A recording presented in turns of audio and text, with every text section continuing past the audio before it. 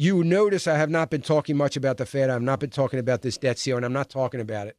Tired of talking about it, but there is so much deception out there. I read an article from, I think it was from Bloomberg yesterday, that I did not see, and I just read it and thought, come on, really?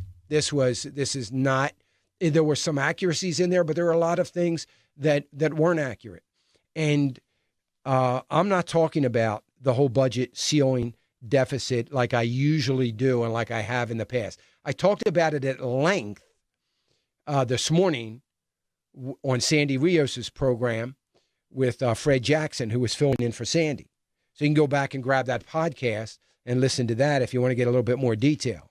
I read it early this morning, so you can go to afr.net and pick up the podcast from Sandy if you want to listen to some of my comments and details.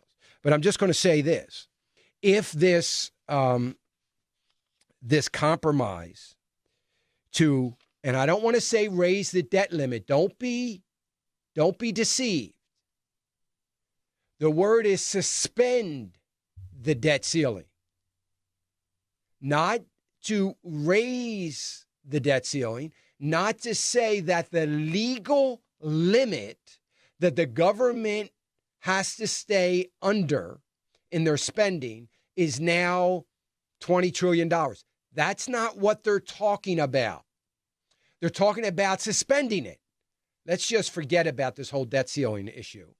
Let's do it by way of allowing so much spending, in this case, $80 billion.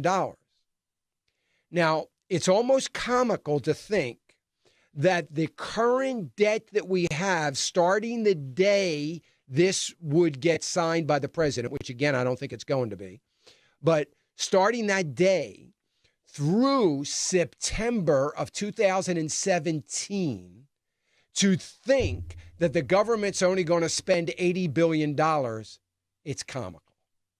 I mean, it's just comical.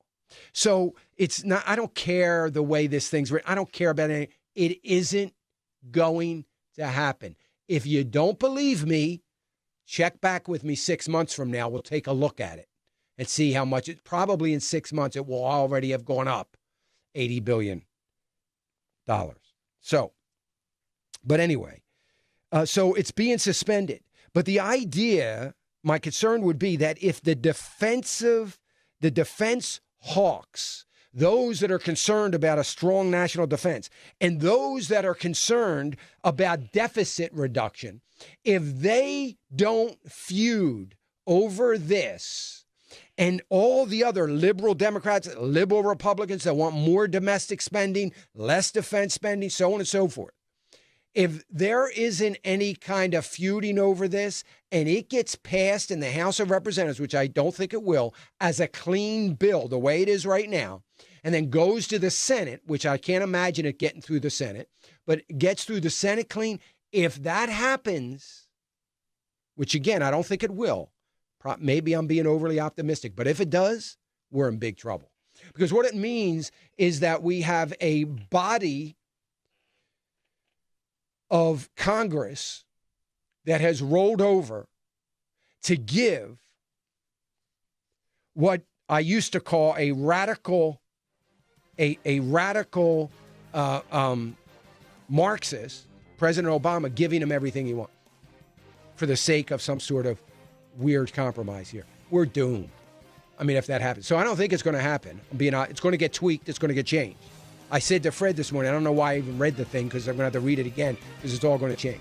So the idea, so let's hope there is some feuding on some of those key issues.